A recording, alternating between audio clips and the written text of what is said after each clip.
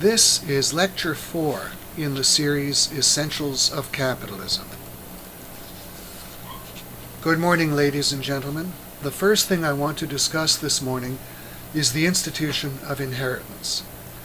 As in the case of the broader institution of private property as such, the institution of inheritance is perceived as being of benefit only to the owners of the property involved.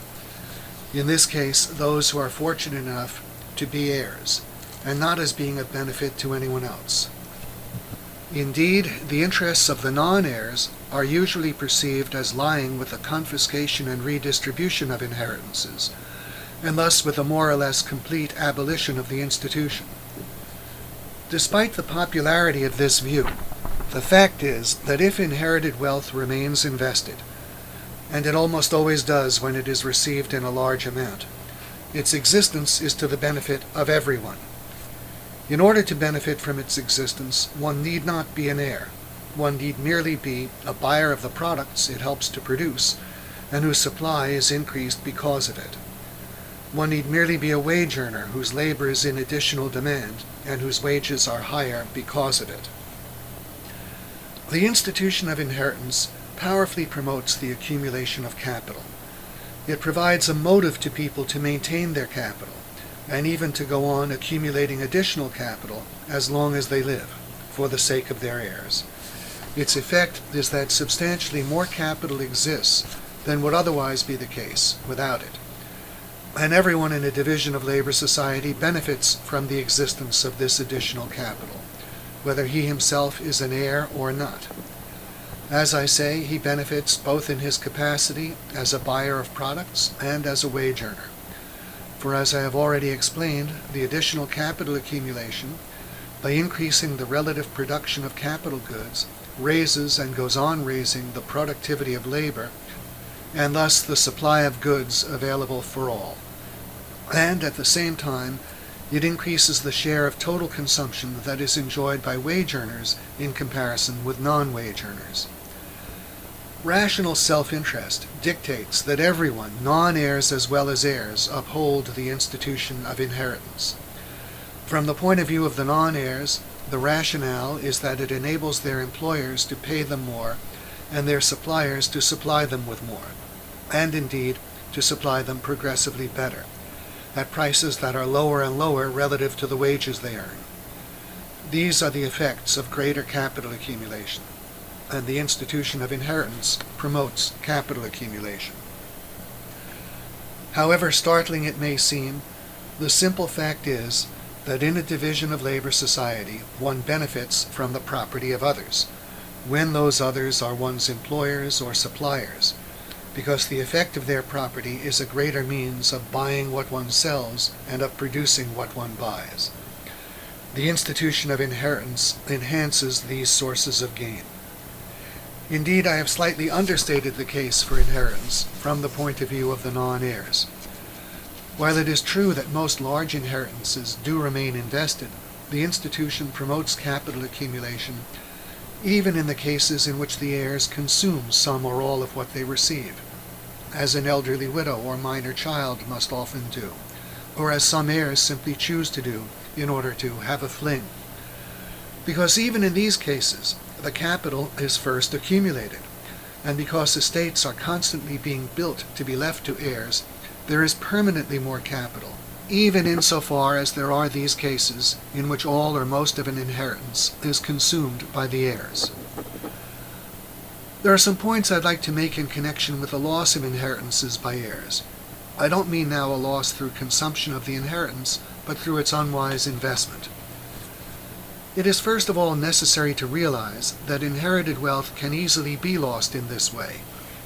In a division of labor society, wealth is not only invested, but must constantly be reinvested under ever-changing conditions. Materials and most labor services are fully used up in the production of one batch of products and must be replaced immediately thereafter if production is to continue.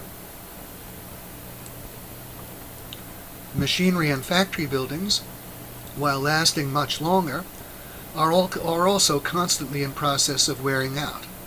They too must be periodically replaced. On the other hand, as time goes on, new products and new methods of production are introduced, and all those other dynamic changes occur that I described in Lecture 2 in connection with the necessity of economic competition. These changes make it impossible for heirs to continue with the routine established by the parent or grandparent who built their fortune.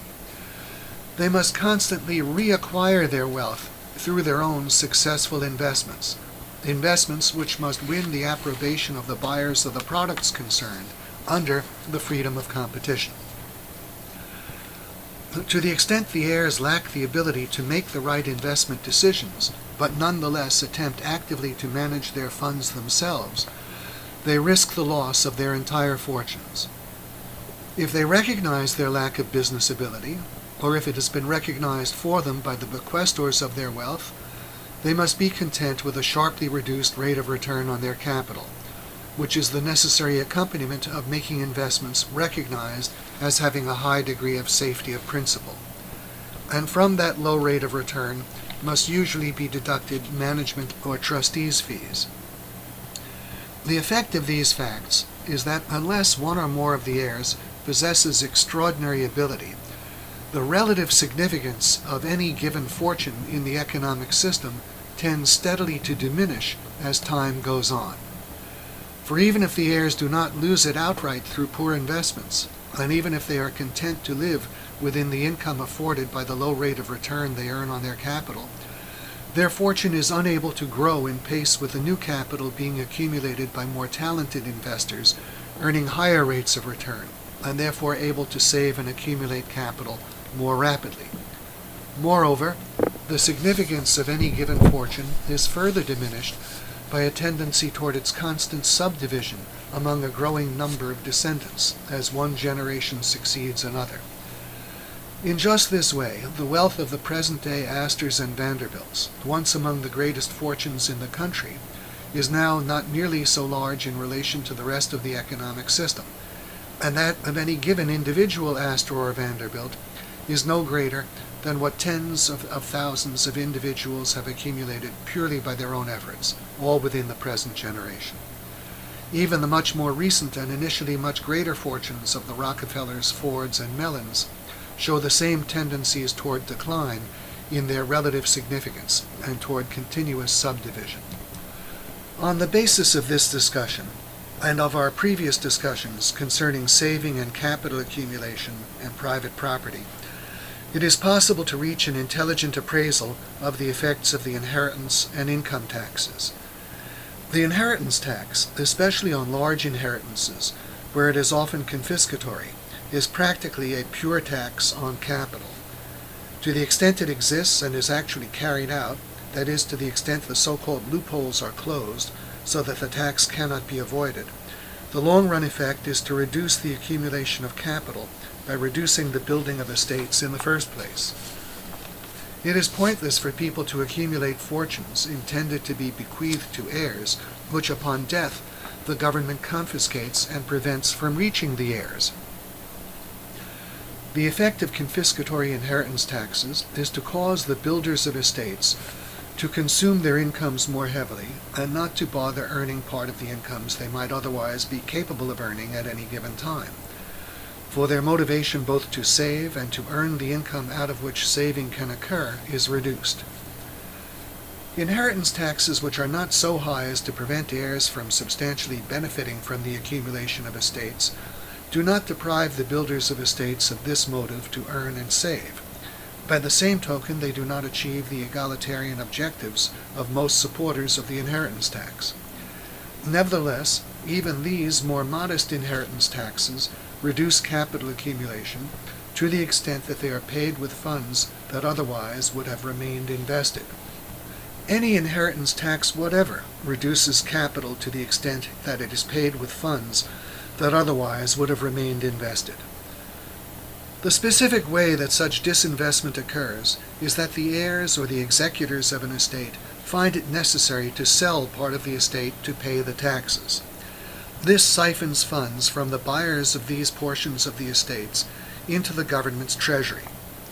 If the heirs had not had to sell, the buyers of these portions of the estates would have had to use their funds for the purchase of other capital assets, which would have existed alongside and in addition to the inherited wealth of the heirs. Instead, as matters stand, the funds of the buyers are diverted from the purchase of such additional capital assets into the purchase of part of the heirs' existing capital assets, and from there to the government's treasury and its expenditures. The result is less accumulated capital. This remains the result, I must point out, even if the government were to use the proceeds of the inheritance tax exclusively for such alleged capital purposes as the building of roads, bridges, canals, and tunnels, the making of river and harbor improvements, and the like. For even if government expenditures for such purposes really did represent capital formation, which they do not, they would be at the expense of that much less private capital formation, so long as they were financed by the inheritance tax. The fact is, however, that most government spending is avowedly for purposes of consumption, such as welfare payments and expenditures for military preparations. And what is for alleged capital purposes is almost always carried out with enormous waste and inefficiency in comparison with what private enterprise would achieve if it were responsible for the same undertaking. Thus, when they do the least damage conceivable, inheritance taxes represent a diversion of capital into financing activities that are necessary or useful to a country's ability to produce, but which are carried on inefficiently under government ownership. Such activities should not be carried on by the government in the first place. If they are carried on by the government, they should not be financed by an inheritance tax or by any other tax that substantially reduces capital accumulation. Finally, the use of the inheritance tax to finance such expenditures as welfare payments and outlays for defense, which is what, for the most part, it is actually used for, is an unmitigated assault on the foundations of a country's standard of living. In every case, the inheritance tax reduces the demand for labor that business firms are able to make, and thus either the wage rates or volume of employment that they are able to offer.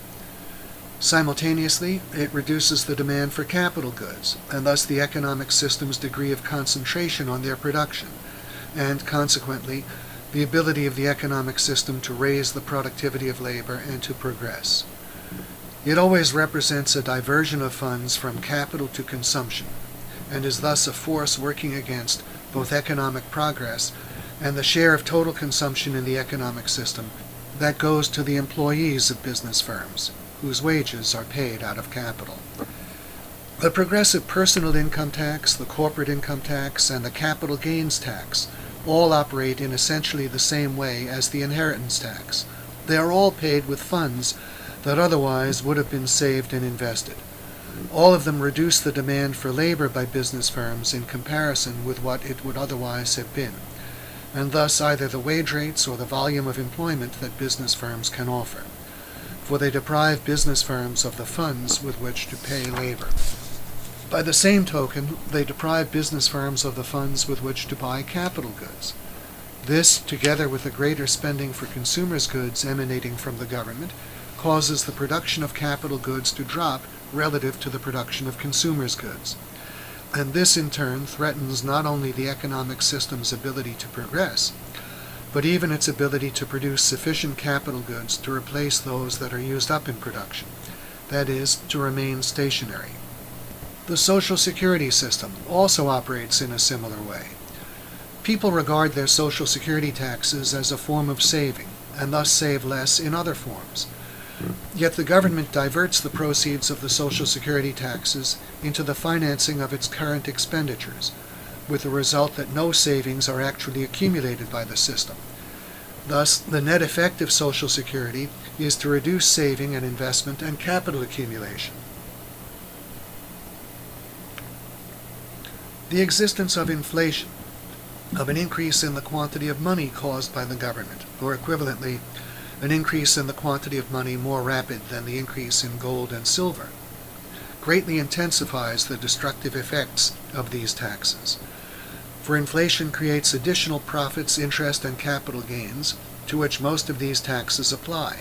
These profits, interest, and capital gains are the result of nothing but the fact that inflation makes more money available at the time when one comes to sell one's products or assets than was available at the time when one bought the means of producing one's products or the assets one now sells. In other words, profits, interest, and capital gains are created simply by virtue of the fact that there is more money in existence later on than there was earlier, and hence larger revenues or proceeds compared with previous outlays. These purely monetary gains are utterly illusory from the point of view of real wealth. They are necessary to replace assets at higher prices. Their taxation takes away funds required for replacement. For elaboration and concrete examples, see the government against the economy. On the basis of this discussion, it should be clear that if we want to return to economic progress in the United States, we have got to start phasing out the inheritance tax, the progressive personal income tax, the corporate income tax, the capital gains tax, and the Social Security system. And of course, we have to move toward a gold standard and the end of arbitrary money creation. This program requires major reductions in government spending. Cutting the taxes without cutting government spending is no solution, for then the government either has to borrow what it previously obtained in taxes or print it. If it borrows it, it draws even more capital out of the economic system than the tax reductions add. For every dollar it borrows is a dollar less available in the form of private capital. On the other hand, a dollar by which it reduces taxes could add a dollar of private capital only if it were 100% saved, which is unlikely even in the case of the inheritance tax. If the government prints the money it previously received in taxes, it undermines saving and capital accumulation in all the ways associated with inflation, including the artificial creation of profits, interest, and capital gains that are subjected to taxation as genuine income, as I have just explained. Thus, the tax cuts must be accompanied by government spending cuts, that is, by balanced budgets, or even budget surpluses. The cut in government spending could begin with a total abolition of such government departments as education, energy, and housing and urban development, and sharp cutbacks in all other civilian programs. The Social Security retirement age, for example, could be raised 3, 4, or 6 months for every passing year until the system ceased to exist. Steadily increasing fees could be charged in connection with programs like Medicare and Medicaid until they ceased to exist. The defense budget, too, could be substantially cut after the United States stopped subsidies to the Soviet Union and its allies, whether in the form of government-guaranteed loans, outright gifts, or pressure on lenders. If we allowed the socialist countries to suffer the economic consequences of their system, they would cease to be a military threat to us, and we could then safely reduce our defense budget. What is critical is to immediately achieve sufficient reductions in government spending and taxes so that the economic system can once again begin to progress. If this is accomplished, any given level of government activity will grow less and less burdensome because it will represent a smaller and smaller share of a larger and larger economy, and the economy could progress the more rapidly as further cuts in government activity were achieved in years to come. Spending, tax, and regulatory cuts would increase not just the incentive and means to save, but all of the incentives to produce and compete. People would work harder and produce more in the knowledge that more of what they earned was theirs to keep. More new companies would be started and be able to grow rapidly and challenge the established firms if they could plow back most of their profits and were relatively free of regulation. Thus, the rate of innovation and technological progress would increase, along with a rise in the proportion of output devoted to capital goods. This is clearly the path to the long-term economic recovery of the United States or any other country. This, of course, is not how tax reform is usually perceived. The usual view is that the kind of tax cuts I have outlined as most necessary would be of benefit only to the rich and the corporations, an opinion based on ignorance of all that we have discussed concerning the general benefits from private property and the causes of economic progress. I would now like to turn to a discussion of private ownership of land and natural resources. As I have observed, this is an aspect of the institution of private property that has been condemned by many economists, who in other respects were supporters of capitalism, notably James Mill, Henry George, and Philip Wicksteed. I will begin by presenting the most serious case that is made against private ownership of land and natural resources. This case rests on what is known as the Ricardian theory of land rent.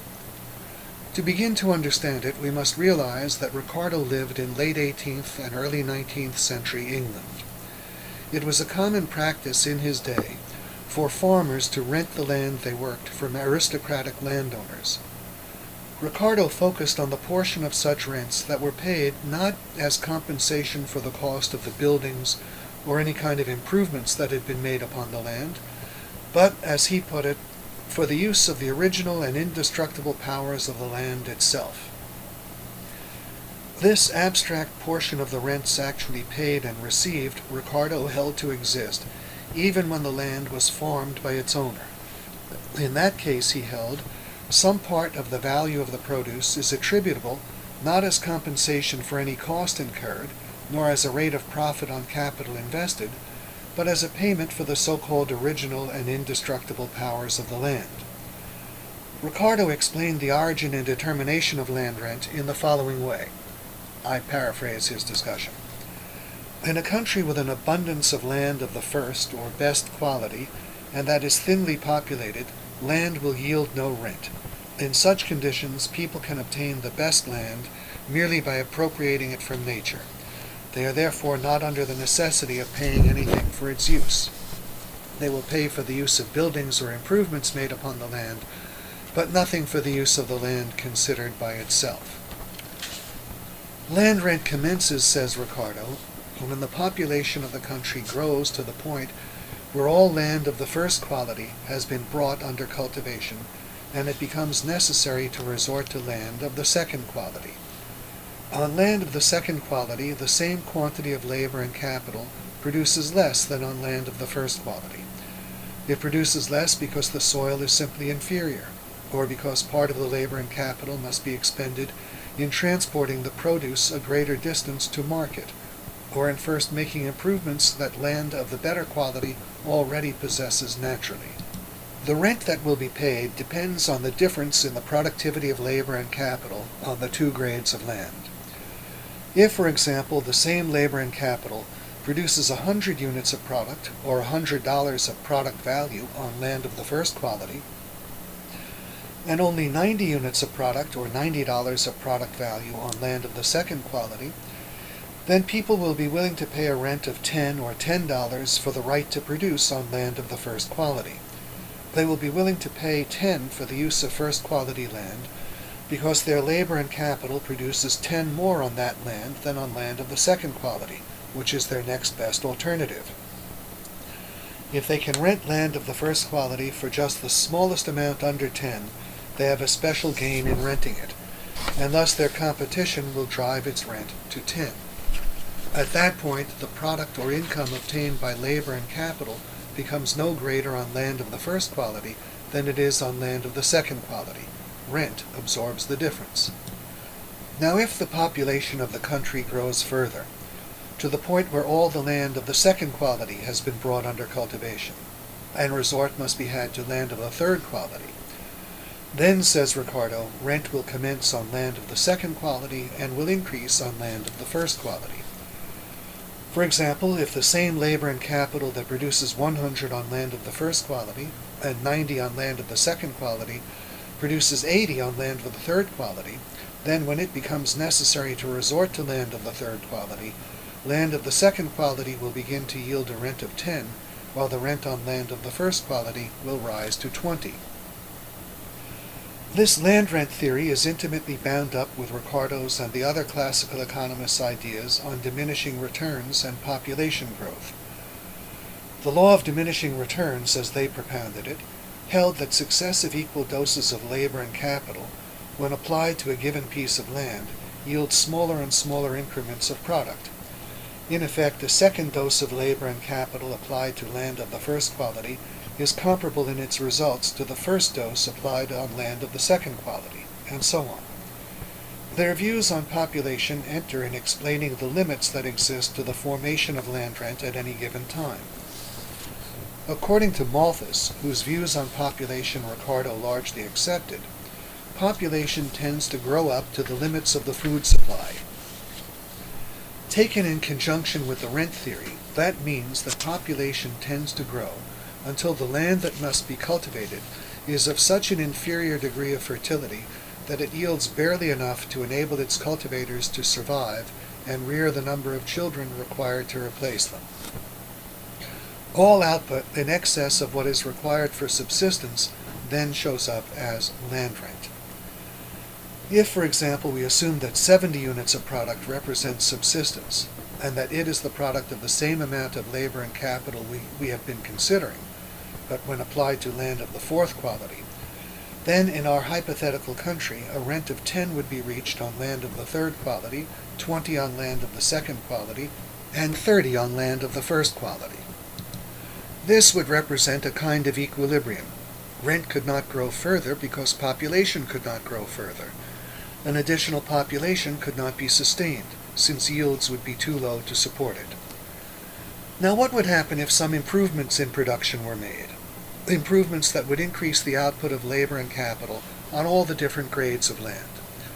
For example, suppose that with the use of the same labor and capital, first quality land could now yield 110 units of product, second quality land 100 units of product, third quality land 90 units of product, and fourth quality land 80 units of product. For a time, everyone would be better off. But then, precisely as a result of their greater prosperity, more children would survive to adulthood, population would grow, more land would need to be cultivated, and it would become necessary to resort to land of the fifth quality. The great mass of people who lived by their labor would end up no better off than they had been before. From their point of view, the long-run effect of the improvements would simply be that a larger number of them survived at the edge of subsistence. Land of the fifth quality, which before could not be cultivated because it yielded less than subsistence, would now yield subsistence, and would be cultivated. Rent would commence on land of the fourth quality, which previously yielded no rent, and would increase on all the higher grades of land. Thus, the increase in yields on all the different grades of land previously cultivated would end up in the pockets of the landowners as additional rent, while the great mass of people toiled on at subsistence. It was on the basis of this analysis that Ricardo and many other classical economists concluded that the natural or equilibrium level of wages is subsistence, and that rent tends to constitute a larger and larger proportion of national income as a country grows in wealth and population. To be fully just, I should point out that Ricardo sometimes admitted that in an improving country, wages might stay ahead of their so-called natural level for an indefinite period of time, and by a wider and wider margin. But he could not free himself from thinking of subsistence as representing an equilibrium. Ricardo's views are understandable if one keeps in mind when he lived, and that his knowledge of history referred to the centuries prior to the Industrial Revolution. The 500 years from 1250 to 1750 strongly appeared to confirm his view that economic improvements benefit primarily the landowners, while leaving the position of the mass of people unchanged. Those 500 years represented a period of significant improvement when considered from beginning to end. Yet the standard of living of most people was hardly touched.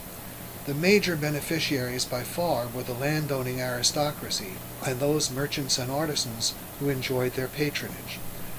The landowning aristocrats could afford magnificent homes, fine furniture, clothing, and coaches. But the mass of people still could not afford new clothing, meat, or often even enough bread to still their hunger. While Ricardo himself did not advocate the nationalization of land or the confiscatory taxation of land rent, others did. His theory led people to view landowners as receiving the greatest incomes in the society and doing the least to earn them, as passively sitting back and pocketing the fruits of progress and other people's labor by virtue merely of the growth of population. It should not be surprising that they soon demanded that these unearned gains be used for the good of all. These views on land and land rent exert an important, if not generally recognized, influence on public opinion in the present-day United States. They provide much of the intellectual basis for proposals to nationalize the American oil industry and for the so-called windfall profits tax that was enacted when price controls on domestic crude oil were removed. The rise in the world price of crude oil is widely seen as the result of a growth both in world population and in average oil usage per capita, pressing upon limited reserves of oil. The owners of the reserves are perceived as undeserving beneficiaries of this process. The objective of the nationalization proposals and of the windfall profits tax is to seize these allegedly undeserved gains and use them for the general welfare. These views on land and land rent play a major role in perpetuating the United States government's enormous land holdings in the western states and in Alaska. In many of the western states, the federal government owns over half the land. In Alaska, it owns about 99%. It is thought that in government hands the land serves everyone, while in private hands it would merely provide unearned income to its owners. These views also influence public opinion in its appraisal of conditions in other countries. It is taken for granted that a precondition of overcoming poverty in many of the backward countries is land reform, by which is meant the confiscation and redistribution of all significant-sized land holdings. The economic intent of these proposals is to give small cultivators the allegedly unearned rents now going to the large landowners. The communists and socialists, I should point out, are more consistent than the advocates of land reform. They hold that land reform would merely transfer land rents to a larger number of people than had received them before, and would leave basic conditions unaltered. Those cultivators to whom the better grades of land were given would earn more for the same labor than those to whom the poorer grades were given, and those working the poorest grades of land would receive no benefit at all, nor would the dwellers of towns and cities receive any benefit. The communists and the socialists therefore advocate the nationalization of the land rather than its redistribution, and the use of the land rents for the alleged benefit of the whole society.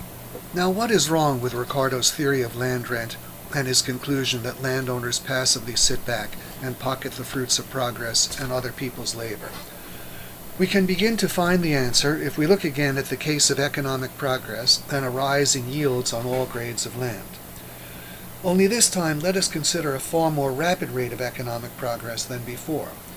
Instead of assuming that over a generation or two, the yield on land of the first quality rises from 100 to 110, on land of the second quality from 90 to 100, and on all others by an increment of 10, let us assume that in a single generation the yields on all grades of land are doubled or tripled when the same amount of labor is applied to them, and that ways are found to transform previously submarginal land into land of relatively high quality.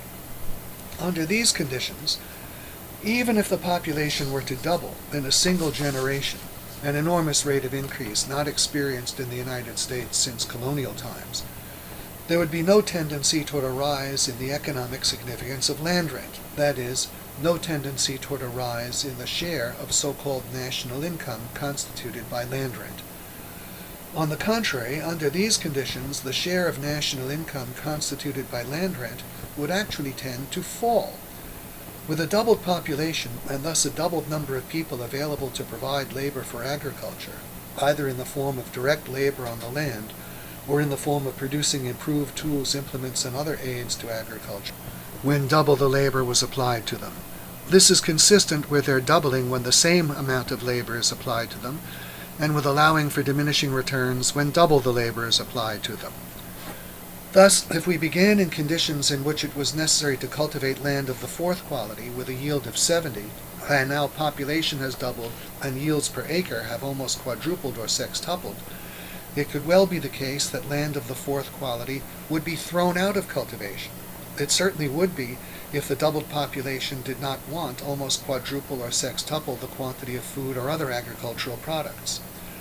Even if it did want quadruple or sextuple the quantity of food and other agricultural products, the ability to make land that was previously of the fifth, sixth, or seventh quality into the land of the first, second, or third quality would operate to throw land of the fourth quality out of cultivation.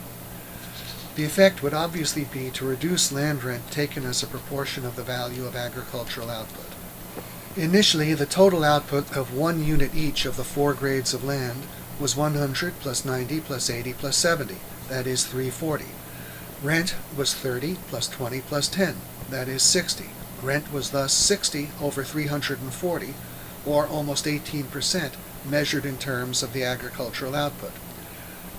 Now the total product of 3 grades of land is perhaps 380 plus 340 plus 300, or 1020, and rent is now 80 plus 40, the difference between output on the first and third quality land, not the fourth any longer, and between output on the second and third quality land.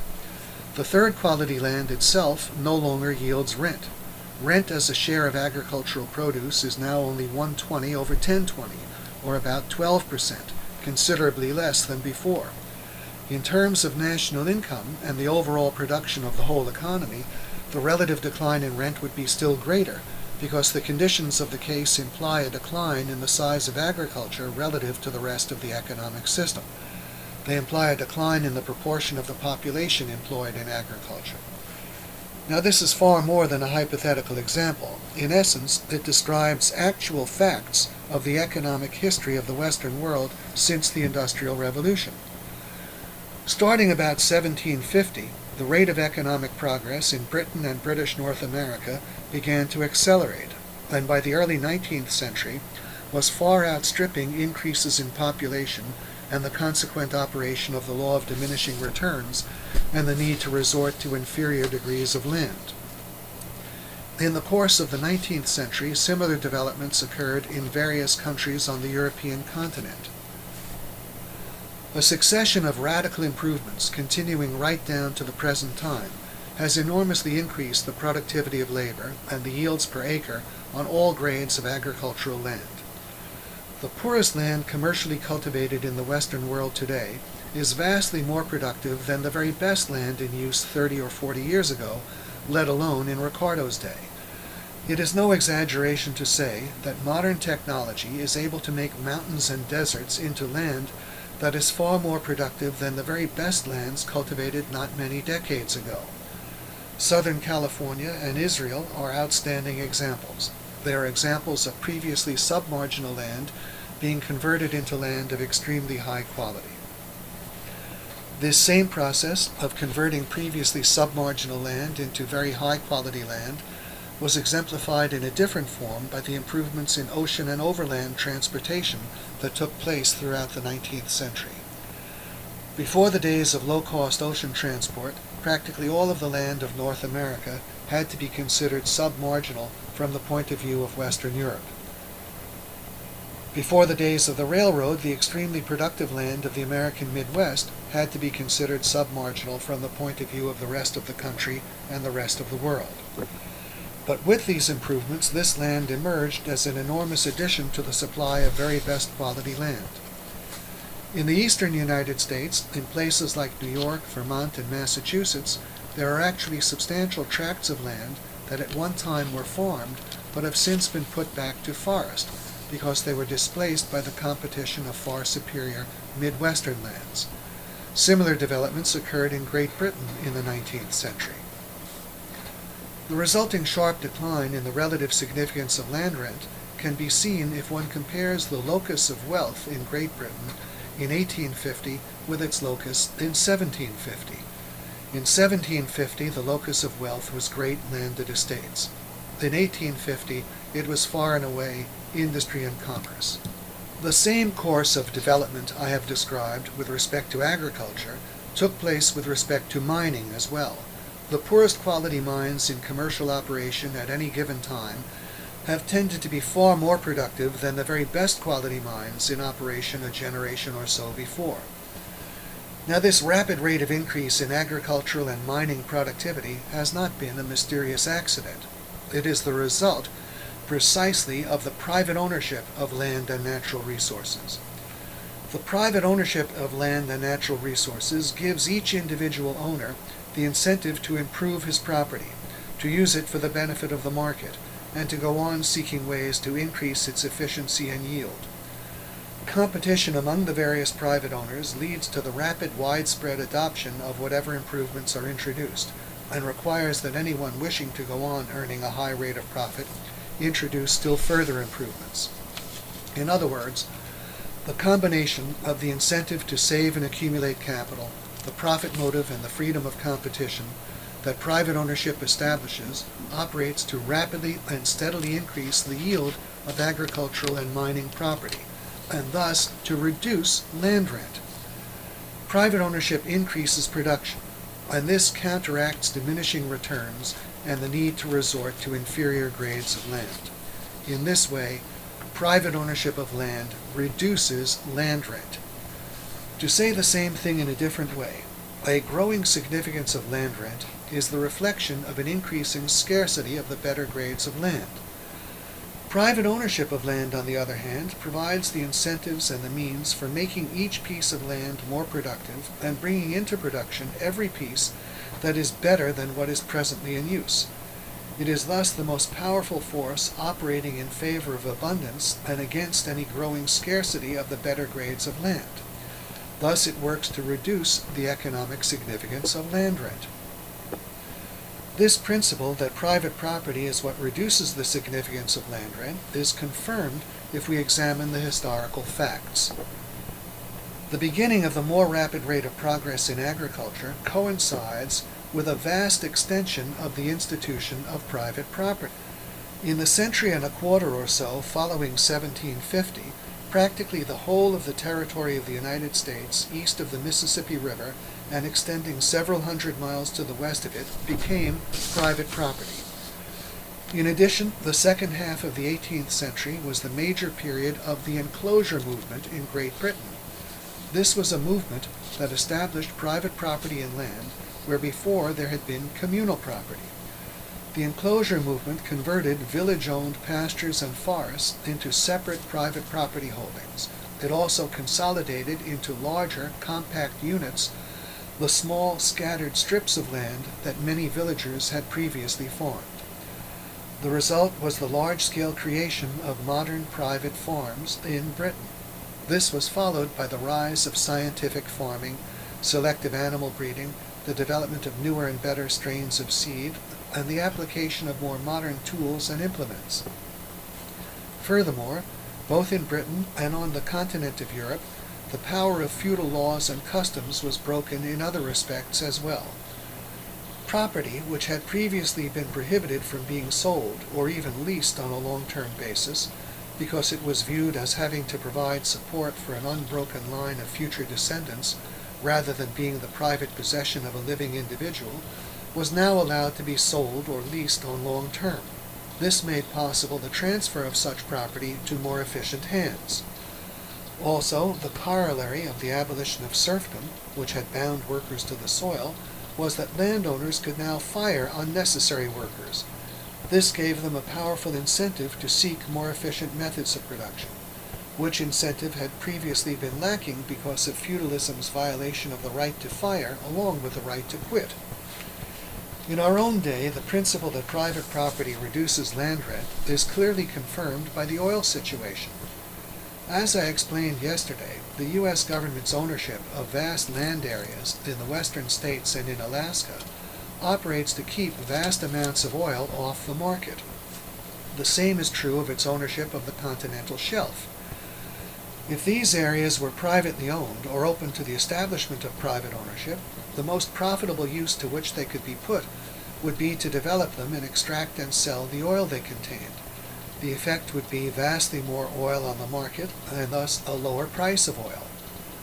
The effect of this, in turn, would be a reduction in the so-called mining rents derived from owning oil deposits, and a reduced significance attaching to the ownership of oil deposits. This result would be achieved the more strongly the more the territory throughout the world that was privately owned. For then the greater would be the volume of oil deposits under the control of people who had an incentive to develop them and extract and sell the oil they contained. The result would also be achieved the more strongly the more the property rights of the existing private owners of oil deposits and of all other forms of energy deposits were respected. If, for example, the owners of existing privately owned oil deposits are not forced to operate under price controls, rising taxes, or the threat of confiscation through nationalization or antitrust divestitures, they will invest more and produce more oil. By the same token, if the property rights of the owners of natural gas deposits, coal mines, and uranium mines are not infringed, they will produce more of these forms of energy, which of course compete with oil and whose more abundant production must keep down the price of oil and any mining rents derived from the ownership of oil deposits.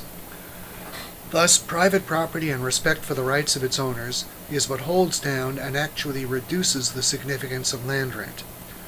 However paradoxical it may seem, the objections and criticisms that Ricardo's followers raised against private ownership of land should have been directed against the absence of private ownership of land and against violations of the rights of existing private owners. For it is the absence of private property and the violation of property rights in land that hold down the supply of agricultural and mineral products and thus bring about a scarcity of the better grades of land and mineral deposits, and so increase the significance of land rent. It is precisely government intervention at home and the worldwide nationalization of oil deposits that have made possible the emergence of a new aristocratic class of officials and sheiks who derive enormous revenues through absolutely no productive contribution on their part. Abolish that intervention and open more land to private ownership, and the rents derived from the ownership of oil deposits will be sharply reduced.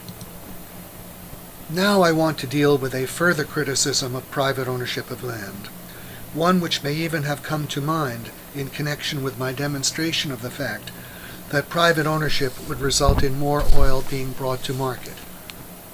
This is the so-called conservation doctrine. According to this doctrine, private ownership of land results in a disregard for the interests of the future, and in too much attention being paid to the demands of the present.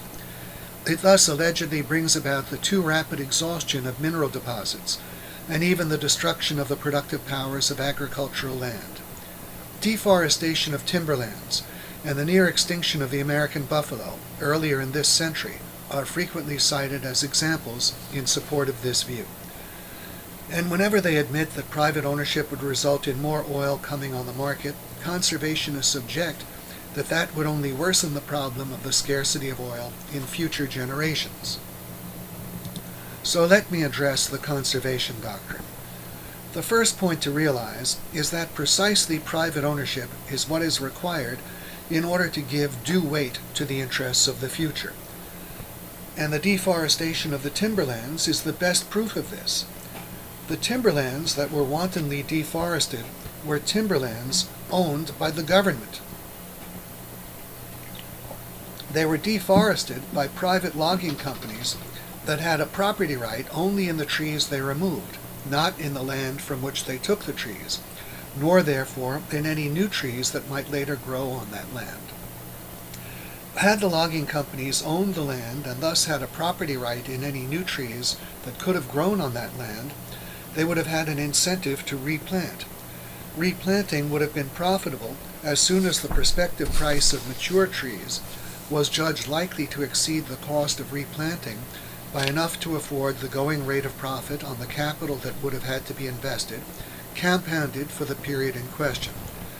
For example, if it cost 10 cents to plant a new tree that would mature 40 years later, and the going rate of profit on capital were 10% a year, it would have been profitable to replant as soon as the prospective price of a new tree were judged likely to be $3.20 or more. I arrive at this price because at 10% per year, a sum doubles in approximately 8 years. Over 40 years, the cost of planting would have had to double 5 times in the price to make the operation yield the 10% annual return compounded. 5 doublings represent an increase of 32 times.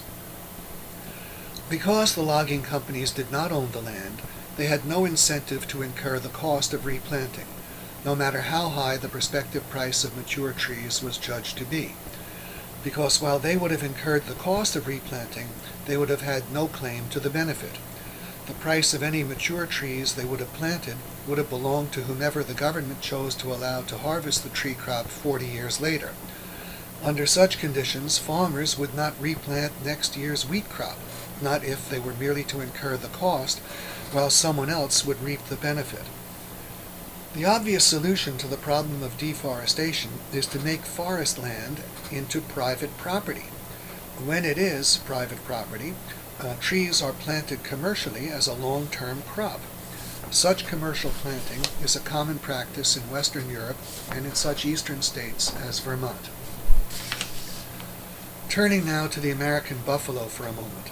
They were driven to virtual extinction not because of any wastes inherent in private ownership of the land, but because of its inherent efficiency.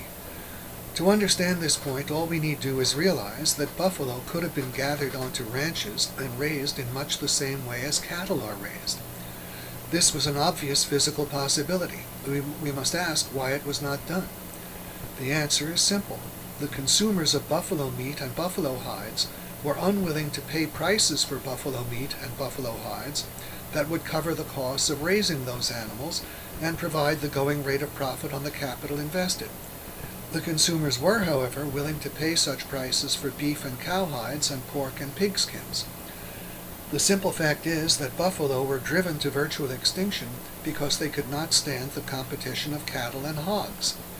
Cattle and hogs offered more to the buying public in terms of quality of product and cost of production than did the buffalo.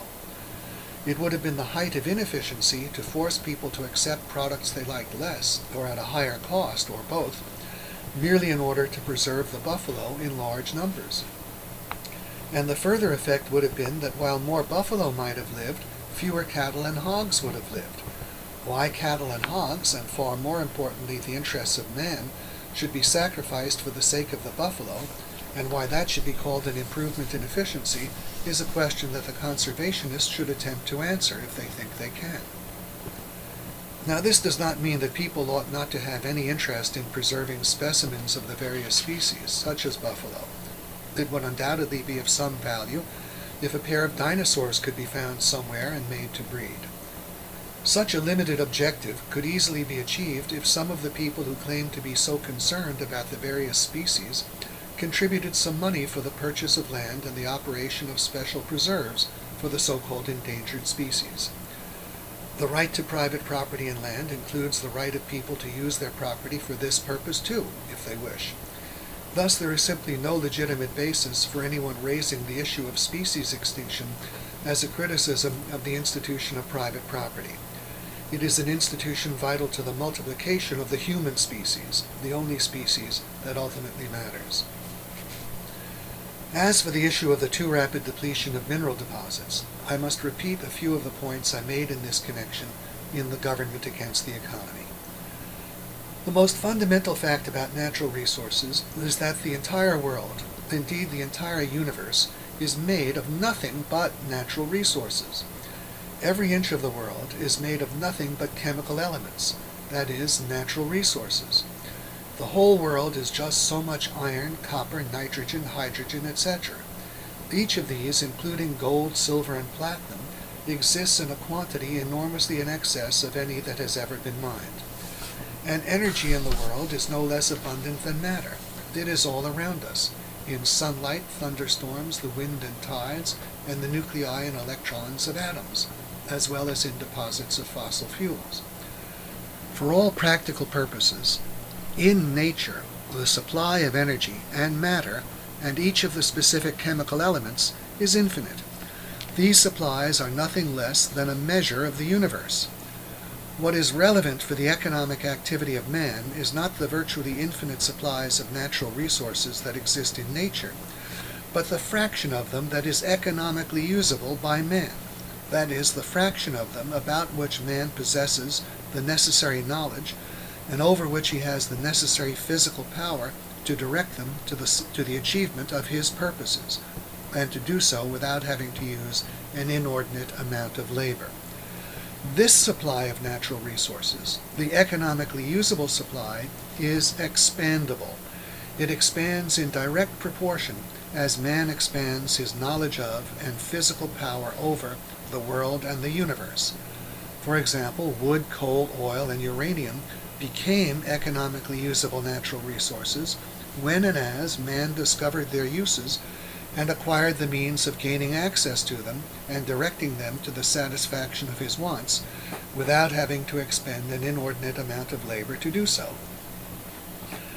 The invention and production of such things as dynamite, steam shovels, improved drilling equipment, of anything that increases man's power to move masses of matter or separate one kind from another, serves to increase the supply of economically usable natural resources. While the supplies of such things as iron, copper, and energy in the world may be regarded as constants, the fraction of these supplies that man is able to use for the achievement of his purposes has grown sharply in every generation since the beginning of the Industrial Revolution. Man has increased the supply of economically usable natural resources right along with his ability to produce products from them. Such resources have in fact been created far more rapidly than the previously existing supplies have been depleted.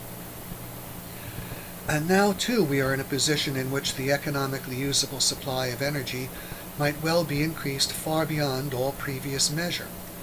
All that would be required, for example, would be a breakthrough making possible the extraction of oil from shale with an amount of labor no greater than is required to obtain it from liquid deposits today.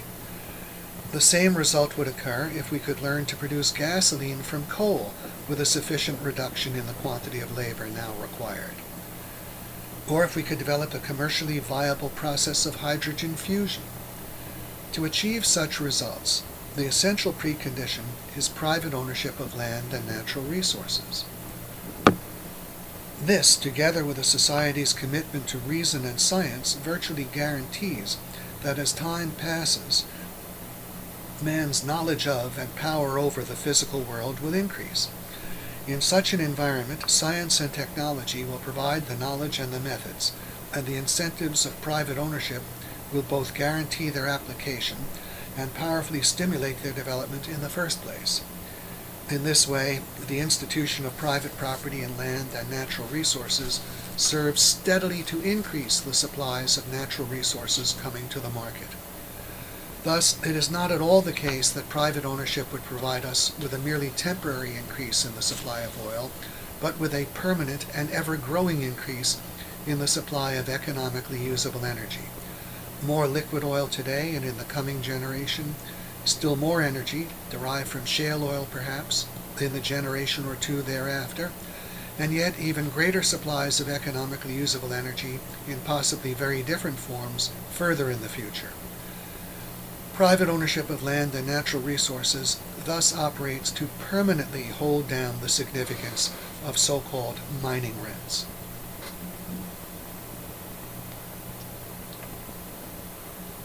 To summarize this lecture, I began by showing how the institution of inheritance promotes saving and capital accumulation, and thus operates to the interest of everyone, non-heirs as well as heirs.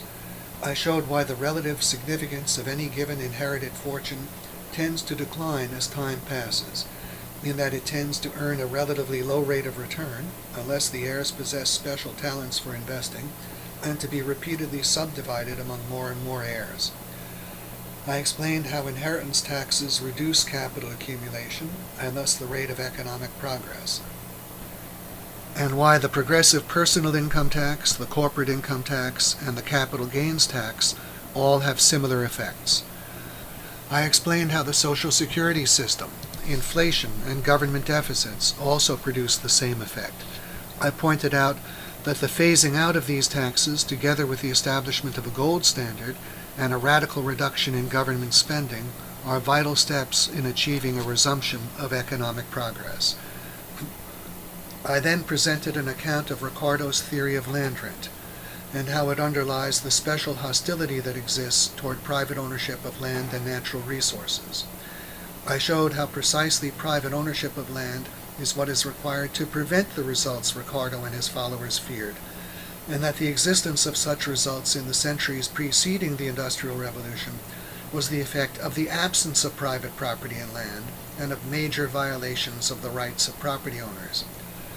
Finally, I offered a rebuttal of the claims of the conservationists that private property causes deforestation, the extermination of species, and the too rapid depletion of mineral deposits.